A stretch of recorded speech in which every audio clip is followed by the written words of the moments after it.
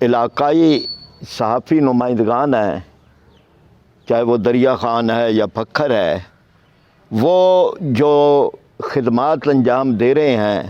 وہ بڑے شہروں کے صحافیوں سے بہت آگے بڑھ کے ہے۔ محدود وسائل کے اندر وہ اپنے علاقے کی نمائندگی کرتے ہیں اور ان کے مسائل کو اجاگر کرتے ہیں، تو میں ان کو خراج تحسین بھی پیش کرتا ہوں۔ 3 مسائل ہیں جن پہ میں بات کروں گا۔ ویسے تو مسائل کی کمی نہیں ہے ہمارے ہاں، اور آپ دیکھیں تو دن بدن مسائل کے اندر اضافہ ہو رہا ہے، وسائل کم ہو رہے ہیں، مسائل بڑھ رہے ہیں۔ تو ہمارا المیہ یہ ہے کہ ہمارے ہاں وسائل محدود ہوتے چلے جا رہے ہیں اور مسائل کے اندر ہر حکومت پہلے سے اضافے کر دیتی ہے۔ تو اس وقت ملک بھر کے اندر جو ایک بہت بڑا مسئلہ ہے وہ مہنگائی کا معاملہ ہے، اور ایک ایسی مہنگائی ہے کہ جس کا کوئی جواز نہیں ہے، اور اس کی وجہ سے پوری قوم میں وہ طبقات بھی کہ جو اپنے آپ کو خوشحال سمجھتے ہیں وہ بھی اب چیخ اٹھے ہیں، اور یوں لگتا ہے کہ جیسے عوام کو زندہ درگور کیا جا رہا ہے۔ پہلے قیمتیں سال میں 1 یا 2 دفعہ بڑھتی تھیں، اب دنوں کے اعتبار سے قیمتیں بڑھتی ہیں۔ صبح کا ریٹ اور ہوتا ہے، شام کا اور ہوتا ہے، اور یہ ایک وہ المیہ ہے کہ جسے ہر گھر بھگت رہا ہے۔ کئی چیزوں کی قیمتیں 12 13 دفعہ بڑھ چکی ہیں، جیسے بجلی ہے، جیسے پٹرول اور ڈیزل ہے، اور دیگر اشیاء ہیں، تو ان کی قیمتیں کئی مرتبہ بڑھی ہیں۔ اور پھر اسی طرح سے یہ کہ لوگوں کی آمدن میں اضافے کوئی نہیں ہوئے، قیمتوں میں اضافے ہو رہے ہیں۔ یعنی دنیا کے اندر اگر کہیں قیمتیں بڑھتی ہیں تو لوگوں کی آمدنیں بھی بڑھتی ہیں، تو ہمارے ہاں یہ ایک سلسلہ ہے کہ آمدن میں تو کوئی اضافہ نہیں ہوتا۔ جو تنخواہیں ہیں وہ 10% سالانہ کے حساب سے مدتوں سے بڑھ رہی ہیں،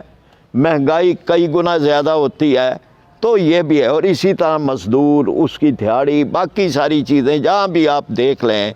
تو کوئی بھی ایسا نہیں ہے سلسلہ کہ جس میں ہم یہ سمجھیں کہ آمدن بڑی ہے۔ اگر قیمتیں بڑھی ہیں تو آمدن بھی بڑی ہے، تو یہاں یہ توازن جو ہے وہ کسی صورت نہیں ہے۔ پھر اس کے ساتھ جو IMF کے ساتھ ہم ایگریمنٹ کیا ہے، وہ چاہے ماضی کی حکومتوں نے کیا وہ بھی غلط ہیں۔ جماعت اسلامی اس مقام پہ کھڑی ہے کہ ہم ان پہ بھی تنقید کرتے تھے، ہم ان پہ بھی کرتے ہیں۔ ہم نے یہ نہیں ہے کہ ہم کو یہ تقابل کریں کہ وہاں تو پہلے دودھ اور شہد کی نہریں بہتی تھیں اور اب یہ ہو گیا۔ ہم سمجھتے ہیں کہ یہ جیسے جیسے آگے ہم بڑھ رہے ہیں، ہر حکومت ہمارے دکھوں میں اور مسائل میں اضافہ کر رہی ہے، اور اس ضمن کے اندر کوئی سلسلہ ایسا نہیں ہے کہ ہم اپنے وسائل خود بڑھانے کی کوشش کریں۔ یعنی یہ ہے کہ جیسے ہم سبزیاں تک امپورٹ کرتے ہیں، لیکن اپنے کسان کو سہولت دینے کے لیے تیار نہیں ہے کہ اس کو سستی بجلی دیں، سستی کھاد دیں اور سستا پٹرول دیں، ڈیزل دیں، وہ تیار نہیں ہے۔ ہم زر مبادلہ دے کے دشمن ملک سے ٹماٹر اور وہ چیزیں منگا لیتے ہیں، ہمیں اس کی کوئی خیال نہیں ہے۔ ہمارے حکمرانوں کو کیے گئے تھے، ان میں سے کوئی پورا نہیں ہوا۔ 1 کروڑ نوکریوں کا نعرہ تھا اور وعدہ تھا، 50 لاکھ گھروں کا تھا، 350 ڈیموں کا تھا، 1 ارب درختوں کا تھا۔ تو اس میں سے جو چیز تھی جس کا ہر آدمی سے، دریا خان والوں سے بھی تعلق ہے، وہ نوکری ہے۔ تو وہ نوکریاں تو پڑھے لکھے لوگ بے روزگار بیٹھے ہیں۔ آج جماعت اسلامی نے اسلام آباد میں اسی موضوع پہ نوجوانوں کا ایک بہت بڑا اکٹھ کیا ہے، جس سے سراج الحق صاحب خطاب کریں گے، جس کا موضوع یہ ہے کہ نوکری دو، ہم نوکری مانگنے آئے ہیں، لینے آئے ہیں۔ ہم جو ہے وہ آپ نے 50 لاکھ گھر کہے تھے، آپ بتائیں کیسے وہ ملیں گے۔ تو یہ بہرحال ایک بہت بڑا مسئلہ ہے۔ اس ضمن کے اندر ہم یہ سمجھتے ہیں کہ جو مراعات دی گئی ہیں، مراعات یافتہ طبقہ جسے مافیا کہتے ہیں، وہ پہلے سے زیادہ مضبوط ہو گیا ہے۔ چاہے وہ چینی مافیا ہے، آٹا مافیا ہے، اس کو مضبوط کیا جائے۔ وہ طاقتور طبقات جو ہیں ان پہ کوئی ضرب نہیں آئی، انہوں نے پہلے سے زیادہ اپنے چھرے تیز کیے ہوئے ہیں اور پہلے سے زیادہ وہ اپنا، تو یہ ایک اس میں ہے۔ اس ضمن کے اندر ہم یہ سمجھتے ہیں کہ جو ایک ٹیکس ایمنسٹی دی گئی تھی کہ آپ اتنے ٹیکس دے کے اپنی رقم جو ہے وہ اس کو وائٹ کر لیں، تو اس قانون کے اندر یہ بات تھی کہ جو اس ٹیکس ایمنسٹی سے بھی فائدہ نہیں اٹھائے گا اس کی پھر جائیداد ضبط کر لی جائے گی۔ 900 ارب روپے کی وہ جائیدادیں ہیں کہ جنہوں نے ٹیکس ایمنسٹی بھی نہیں لی، اور وہ جائیدادیں یہاں منہ چڑھا رہی ہیں حکمرانوں کا کہ آپ ان میں سے ایک جائیداد بھی ضبط نہیں کر سکے۔ اسی طرح کرپشن کے ضمن کے اندر یہ کہا گیا تھا کہ ہم 200 ارب ڈالر جو بیرون ملک پڑے ہوئے ہیں وہ 6 مہینے کے اندر واپس لا کے IMF کے منہ پہ ماریں گے، تو وہ تو کوئی نہیں ہوا، $1 بھی نہیں آیا واپس، اور کرپشن پہلے سے زیادہ بڑھ گئی ہے۔ جماعت اسلامی نے کرپشن کے خلاف 1996 کے اندر قاضی حسین احمد کی قیادت کے اندر دھرنا دیا تھا، اس وقت سے ہم چل رہے ہیں، اور اس وقت سے ہم ٹرین مارچ کی ہے کرپشن فری پاکستان۔ 436 سے وہ افراد جن کے نام میں پہلے پاناما لیکس میں آئے تھے، اور 700 افراد جن کے نام اب پنڈورا لیکس میں آئے ہیں، ان کے خلاف صرف سراج الحق صاحب عدالت میں گئے ہیں، جماعت اسلامی گئی ہے۔ لیکن کوئی یہ عدالتیں جو بڑا دعویٰ کرتی ہیں غیر جانبدار ہونے کا، کوئی ایک فرد بھی نہیں ہے کہ جس کی کرپشن کے اوپر کوئی عدالت نے یا نیب نے یا ہمارے اداروں نے کوئی کارروائی کر کے دکھائی ہو کہ یہ ہم نے وہ لیے ہیں۔ تو ہم یہ سمجھتے ہیں کہ یہ ہماری رقم ہے، اگر یہ واپس آئے گی تو یہاں پر جو غریب آدمی کو ذبح کیا جا رہا ہے اس کو کوئی ریلیف مل سکے گا۔ تو یہ ایک ہمارا مطالبہ بھی ہے، اور ہم سمجھتے ہیں سازی اس دور کے اندر ہو رہی ہے، یہ منفی قانون سازی ہے، اور اتنے یعنی پارلیمنٹ کو نظر انداز کر کے 17 نومبر کو ایک دن کے اندر 33 قوانین پاس کیے گئے، اور ان 33 قوانین کو جو پاس کیا گیا اوسطاً 6 منٹ جو ہے وہ ایک قانون کو دیے گئے۔ مذاق ہے یعنی یہ پارلیمنٹ کا۔ کبھی میں خود پارلیمنٹ کا ممبر رہا ہوں، کبھی یہ ممکن نہیں ہے کہ آپ ایک بل لاتے ہیں، وہ کمیٹیوں کے پاس جاتا ہے، اس پہ بحث ہوتی ہے، اس پہ امینڈمنٹ آتی ہیں، اس پہ پھر ووٹنگ ہوتی ہے، ایک شق پہ ووٹنگ ہوتی ہے، تو ایک قانون بھی ایک دن میں پاس نہیں ہو سکتا۔ لیکن 17 دسمبر کو یہ تاریخی ایک ہمارا تاریخ دن تھا پارلیمانی روایات کا کہ 33 قوانین ایک ہی جھٹکے میں پاس کیے گئے، اور جو عددی برتری ہے وہ 15-16 ووٹوں کی ہے۔ تو 15-16 یعنی دوسری طرف ان کے اپوزیشن کے لوگ 16 غیر حاضر بھی تھے، اگر وہ ہوتے تو یہ برتری بھی ختم تھی۔ تو اس برتری کے اوپر آپ ملک پہ وہ قانون مسلط کر رہے ہیں کہ جن قوانین کا تعلق ہماری مذہب سے، ہماری روایات سے اور ہمارے دین سے ہے، اور آئندہ انتخابات سے ہے۔ تو میں بہت سارا وہ سارے نہیں کر سکوں گا، لیکن 2-3 ان میں سے میں عرض کرتا ہوں۔ ایک تو اسٹیٹ بینک کو خود مختار کرنے کا ہے۔ اسٹیٹ بینک ملک کا ہوتا ہے، state bank of Pakistan, bank دولت پاکستان، یہ بیچنے کے لیے نہیں ہوتا، اور یہ دوسروں کو گروی نہیں رکھا جاتا۔ کبھی بھی یہ نہیں ہوا کہ اسٹیٹ بینک جو ہے وہ کوئی بھی ملک اپنا قومی بینک جو ہے وہ دے دے، لیکن انہوں نے ستم ظریفی یہ کی ہے کہ قومی بینک کو IMF کے مطالبے پہ خود مختار کرنے کی طرف پیش رفت کی ہے،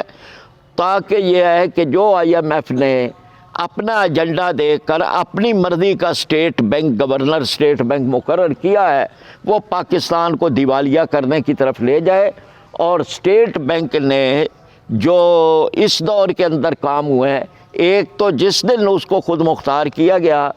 شرح سود کے اندر اضافہ کر دیا، اور شرح سود وہ سمجھتے ہیں کہ سود جتنا بڑھ جائے گا اتنا ملک بہتر ہوگا۔ ہم یہ سمجھتے ہیں کہ اس کے خلاف اللہ اور رسول کی طرف سے اعلان جنگ ہے۔ سود کا یمحق اللہ الربا، اللہ تعالیٰ کا ارشاد ہے کہ سود کی وہ جڑ کاٹ دیتا ہے،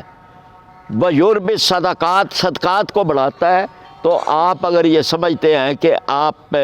اس کے ذریعے سے ترقی کریں گے تو یہ ہمارے حکمرانوں کی بہت بڑی بھول ہے۔ تو یہاں یہ ایک ہوا۔ دوسرا انہوں نے یہ کام کیا جو اس دور کے اندر ہوا ہے، قرضے تھے حکومت پہ، وہ اسٹیٹ بینک کو پہلے یعنی اسٹیٹ بینک سے قرضے لیے ہوئے ہوتے تھے، اور اس پہ اگر کوئی سود بھی ادا کرنا ہے تو وہ اسٹیٹ بینک کو جاتا تھا، یعنی ایک جیب سے نکال کر دوسری جیب میں ڈالنے کی بات تھی۔ لیکن انہوں نے کمرشل بینکوں سے قرضے لے کر اسٹیٹ بینک کے قرضے ادا کر دیے، اور اب پاکستانی قوم کو جاگیرداروں سرمایہ داروں کا کمرشل بینکوں کا غلام بنا دیا ہے۔ پہلے یہ تھا، اب ہم سود ان کو ادا کریں گے۔ پہلے اگر سود ویسے ہی بے برکتی ہے لیکن چلے وہ اسٹیٹ بینک کو جاتا تھا، قوم کے ہی ایک بینک کو جاتا تھا، اب کمرشل بینکوں کو کر دیا ہے۔ تو یہ انتہائی، اس پہ ہم احتجاج بھی کرتے ہیں، اور ہم یہ سمجھتے ہیں کہ یہ ملک اور قوم کے ساتھ ایک غداری ہے، اور آئین پاکستان کی کھلم کھلا خلاف ورزی ہے۔ آئین پاکستان کا آرٹیکل 38F ہے، وہ سود کے خاتمے کی بات کرتا ہے، اور یہ حکمران سود کو بڑھا رہے ہیں۔ دوسری جو اس میں قانون سازی کی گئی وہ کلبھوشن کو اپیل کا حق دینے کا، یعنی ایک جاسوس، غدار، دہشت گرد ہے، اس کو ہماری پارلیمنٹ اس کو دے رہی ہے اپیل کا حق، یعنی یہ دنیا کے اندر کبھی نہیں ہوا، اور یہ بڑی کامیابی گنی جاتی تھی کہ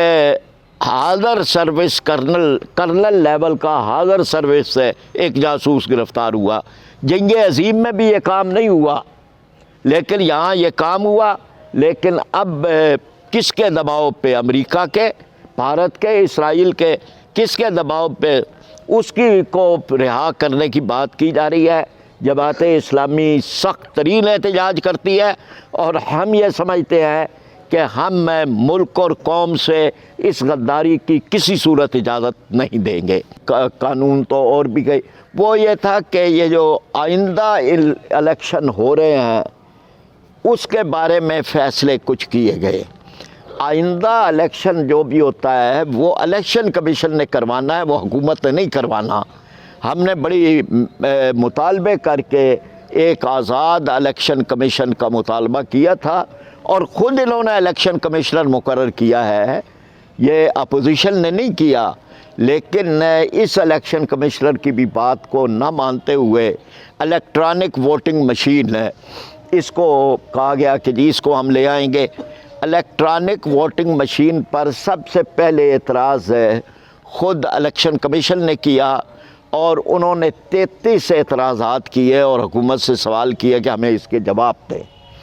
پھر الیکٹرانک ووٹنگ مشین نے دنیا کے اندر صرف 8 ملکوں میں، 170 ملک ہیں کہ جن میں یہ چل رہا ہے انتخابی نظام کسی نہ کسی طرح، ان میں صرف 8 ملک ہیں جن ملکوں میں یہ الیکٹرانک ووٹنگ مشین ہو رہی ہے، جس میں بھارت بھی ہے۔ دنیا کے 8 ملکوں نے اسے ختم کر دیا۔ پہلے ان میں ہوتا تھا، انہوں نے کہا جی یہ نہیں، یہ تو زیادہ منظم دھاندلی ہوتی ہے، یعنی جہاں پر پریزائڈنگ افسر جو ہیں ان کو اغوا کیا جاتا ہے، وہاں ایک مشین کی کیا حیثیت ہے کہ سارا کا سارا الیکشن ہے اس مشین ہی وہاں سے غائب ہو جائے۔ تو یہ ہم یعنی یہ سمجھتے ہیں کہ الیکشن کو ہم نے تجاویز دی ہیں، جماعت اسلامی نے پورا پیکج دیا ہے آزاد الیکشن کمیشن کا،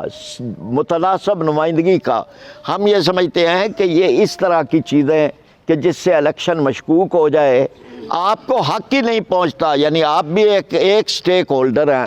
باقی بھی سٹیک ہولڈر ہی آئندہ الیکشن کے بارے میں ہے، کسی حکومت کو یہ حق نہیں پہنچتا، یہ الیکشن کمیشن کا حق ہے، اس پہ بھی ہم احتجاج کرتے ہیں اور ہم یہ سمجھتے ہیں کہ یہ اثر انداز ہونے کی ایک کوشش ہے۔ آخری بات میں اس ضمن کے اندر کہوں گا، بہت سارے میں نے جیسے کہا کہ جی وہ کہ افغانستان جو ایک برادر اسلامی ملک ہے، ایک بڑی کامیابی وہاں پر ہوئی ہے مجاہدین کو، یا ہم پاکستان کو بڑا فائدہ ہو سکتا ہے۔ پہلے تو بھارت نواز وہاں پر حکومتیں تھیں، تو اگر پاکستان کے حق میں بات کرنے والے بھی ہیں تو اس کو فوراً تسلیم کرنا چاہیے، لیکن ہمارے حکمران امریکہ سے اجازت طلب کر رہے ہیں کہ امریکہ اگر اجازت دے گا تو ہم اسے تسلیم کریں گے، تو یہ اس پہ بھی ہم احتجاج کرتے ہیں اور ہم یہ سمجھتے ہیں کہ اس کو بالکل اپنا انڈیپینڈنٹ فیصلہ خود کریں، اور فیصلہ کرنے کی بنیاد اسلام اور پاکستان ہونا چاہیے، امریکہ، اسرائیل اور بھارت نہیں ہونا چاہیے۔ تو یہ چند باتیں تھیں، میں پھر بھی اور کچھ لوکل ایک دو چیزیں میں عرض کرنا چاہتا ہوں۔ دریا خان اور پکھر اور ان علاقوں کا مطالبہ ہے کہ تھل ڈویژن بنایا جائے، تو جماعت اسلامی اس کی تائید کرتی ہے۔ ہم یہ سمجھتے ہیں ملک میں اتنے ڈویژن بنے ہوئے ہیں، تو اگر تھل ہے جس میں پکھر بھی، لیا بھی، میاں والی بھی اور مرکز اس کا پکھر ہے، اگر یہ تھل ڈویژن بن جائے تو بہرحال ایک اس علاقے کو ایک عزت افزائی بھی ہوتی ہے، مسائل بھی حل ہوتے ہیں اور بہتر طریقے سے یہ ہوتا ہے۔ پھر جو سڑکوں کا حال ہے، میں خود انہی سے گزر کے آیا ہوں کہ سڑکیں ٹوٹی ہوئی ہیں۔ یہ کون سی ترقی کا دعویٰ پچھلے کر رہے تھے اور یہ کر رہے ہیں؟ ترقی وہ ہوتی ہے جو یکساں ہو، جو پورے ملک میں ہو، لیکن اگر یہ کہ لاہور ترقی کر گیا تو اس ترقی کا فائدہ دریا خان والوں کو کس طرح ہوگا؟ دریا خان کو وہی فائدہ ہوگا کہ جو وہاں کے لیے ہے۔ ایک دریا خان کا بھی مسئلہ جو ہے کہ جی یہاں سیزن جو آتا ہے شوگر ملوں کا، تو ایک راکھ اڑتی ہے، تو یہ بہرحال اب دنیا بھر کے اندر آپ فضائی آلودگی اور ان کے خلاف ایک دنیا میں تحریکیں اٹھ رہی ہیں، تو دریا خان کے لوگوں کو آپ اگر یہ حفظان صحت کے برعکس ایک فضا دے رہے ہیں یا فضا کو آلودہ ہو رہی ہے، تو یہ حکومت کی ذمہ داری ہے کہ وہ اس کو آلودہ ہونے سے بچائے۔ تو ہم نے ویسے بھی ہماری پارلیمانی قوت اتنی زیادہ نہیں تھی، نہ ہے کہ ہم اس میں کوئی اثر انداز ہوں، تو جب واضح یہ نظر آ رہا تھا کہ میرٹ کی بنیاد پر نہیں ہو رہے جو بھی ہے، بلکہ یہ ہے کہ جی وہاں سے کوئی ایک پلان بنتا ہے، اس کو لے کے کامیاب کرنے کے لیے کوشش ہوتی ہے، تو ہماری شورا نے یہ فیصلہ کیا کہ پھر اس کا ہم ایک حصہ، اس کھیل کا حصہ نہ بنے۔ اس میں کسی کی حمایت اور مخالفت کی بات نہیں تھی، میرٹ کی بنیاد پر ہم نے راجہ ظفر الحق صاحب کا بھی ساتھ دیا تھا، حالانکہ ووٹ بھی دیا تھا، کہ اس میں ہم یہ سمجھتے تھے کہ یہ شخصی طور پر یہ ایک میرٹ رکھتے ہیں، لیکن بعد میں جس طرح سے بھی ہوا تو وہ بھی سامنے آیا، اور پھر ہمارے ہاں یہی ہوا کہ یہ ایک چیز اور طرح سے ہو رہی ہے، اس کو تقویت نہ دی جائے۔ لوگ جو ہیں وہ بے روزگاری کے ہاتھوں تنگ ہیں، تو ان مسائل کو اٹھانا چاہیے۔ جماعت اسلامی نے پھر یہ سمجھا کہ ہم خود کو اٹھائیں، ہم اٹھا رہے ہیں، مہنگائی، بے روزگاری، ان کو بجلی کی قیمتوں میں اضافہ، اور اسی طرح سے باقی۔ دوسرا جو بات جس کا ایک ہے وہ یہ ہے کہ بہرحال لیڈرشپ بھی ایک اہم ہوتی ہے، تو اس سلسلے میں اتنی جماعتیں جو ہیں وہ اس چیز کو یعنی اب و اعتماد اس انداز کا وہ نہیں ہے، لیکن میں نے جیسے کہا کہ ہم سے تو ہم اپنا کردار ادا کر رہے ہیں، ہماری لیڈرشپ بھی کر رہی ہے، اور ہمارے بارے میں کوئی سوالات ایسے نہیں ہیں کہ جو ان سے ہیں کہ ایک دوسرے کو کہتے ہیں کہ تم نے بھی یہ کیا تھا، تم نے بھی یہ کیا۔ ہمیں الحمدللہ کوئی یہ نہیں کہے گا کہ آپ لوگوں نے بھی تو یہ کیا تھا۔ بات تو یہ ہے جی کہ جو فرقہ وارانہ ہم آہنگی ہے، اس مقصد کے لیے ملی یکجہتی کونسل موجود ہے، جماعت اسلامی اسے لے کے چل رہی ہے، اور ملی یکجہتی کونسل کی میں ساری جماعتیں شامل ہیں، اور اس کی روح رواں خود جماعت اسلامی ہے۔ تو یہ جو فرقہ وارانہ ہم آہنگی ہے، اس کے لیے تو ہم مسلسل کام کر رہے ہیں۔ جہاں تک تعلق ہے سیاسی نقطہ نظر سے، انتخابی نقطہ نظر سے، تو اس میں بھی ہماری شورا نے یہ گنجائش رکھی ہوئی ہے کہ ہم الیکشن اگرچہ اپنے نام اور نشان پہ لڑیں گے، لیکن ہم سیٹ ایڈجسٹمنٹ کر سکتے ہیں۔ اور ظاہر بات ہے کہ جہاں سیٹ ایڈجسٹمنٹ کی بات ہوگی تو دینی جماعتوں کو ہم دیگر جماعتوں پہ ترجیح دے سکتے ہیں، تو یہ بھی ہے۔ الائنسز کے بارے میں ہمارا تجزیہ یہ تھا کہ الائنسز وہ اپنے مقاصد پورے نہیں کر سکے کہ جن کے لیے وہ بنتے ہیں، اس کا ایک پورا تجزیہ ہے، لیکن بہرحال ہمارے ہاں یہ پورے اس تجزیے کے بعد یہ سمجھا گیا کہ یہ جو الائنسز جن مقاصد کے لیے بنائے گئے تھے وہ پورے نہیں ہوئے، اس لیے اب ہم نے یہ کیا ہے کہ سیٹ ایڈجسٹمنٹ کی حد تک تو ایک وقتی چیز ہو جائے، لیکن مستقل جو ہے وہ جماعت اسلامی اپنے ہی اصولوں پہ اور اس کے اوپر یہ کرے۔ ایک یہ سوال بھی تھا اور توجہ بھی تھی کہ ڈاکٹر سید وسیم اختر صاحب جو پنجاب اسمبلی میں جماعت اسلامی کے پارلیمانی لیڈر تھے، انہوں نے قرآن پڑھانے کے سلسلے میں ایک بل منظور کروایا تھا، اور لاہور ہائی کورٹ نے بھی حکم دیا ہے۔ اندرونی دباؤ کا تو ذکر ہوتا ہے، کچھ اندرونی دباؤ بھی ہوتے ہیں، تو اندرونی دباؤ ہیں، یعنی یہ ہے نا کہ جی کئی چیزیں ایسی ہیں کہ جس پہ ہم کوئی یعنی جن پہ دباؤ پڑتا ہے وہ چیخ رہے ہیں کہ جی ہم پہ دباؤ پڑا ہے، جسٹس شوکت صدیقی جو ہے وہ کہہ رہے ہیں، اور تو ہم یہ سمجھتے ہیں کہ اس کو ان نوٹس نہیں جانا چاہیے۔ یہ اندرونی دباؤ جو ہے یہ نہیں ہونا، مطلب ملک کا ایک آئین ہے، سب سے اہم چیز آئین ہوتی ہے جس پہ سب کا اتفاق ہے، ملک کو اس کے مطابق چلنا چاہیے۔ اگر مثلاً 10 سیٹوں پہ ہمیں آئی جی آئی کے اندر شامل جماعتوں نے ووٹ دیے تو ہم نے بھی 150 سیٹوں پہ ان کو ووٹ دیے، تو یہ کوئی ایسا نہیں ہے کہ کسی نے ہمیں کوئی خیرات میں دیے ہیں، وہ ووٹوں کا تبادلہ یہ پولیٹیکل پارٹیز آپس میں کرتی ہیں اور وہ ہوتا ہے۔ اچھا، اب میں یعنی جب اب کی حکومت پہ تنقید کر رہے ہیں تو ہم سابقہ کا ساتھ نام لے رہے ہیں، ہم یہ کہتے ہیں، ابھی میں نے آپ کے سامنے بات کی ہے، میں نے کہا جی یہ چیزیں جو ہیں وہ پہلے بھی چلتی رہی تھی، تو ہم ان کو بھی کر رہے ہیں۔ ہم نے کسی کو اگر چھوڑا ہے تو بھرے میلے میں چھوڑا ہے، یعنی نون کو بھی اگر ہم نے چھوڑا ہے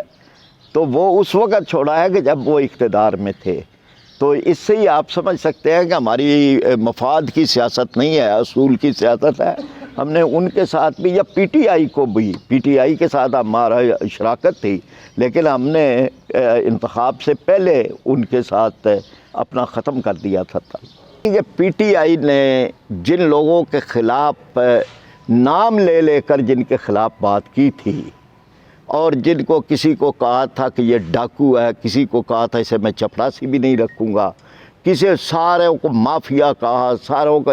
بلاخر الیکٹیبلز کے نام پہ ایک اصطلاح دی گئی کہ یہ جیتنے والے گھوڑے ہیں، چاہے یہ کرپٹ ہیں، یہ رسا گیر ہیں، یہ ہیروئن کا کاروبار کرتے ہیں، ان کو لے لیا۔ یہ جواب ہے، یعنی ہم یہ نہیں کر سکتے، جماعت اسلامی یہ نہیں کرتی۔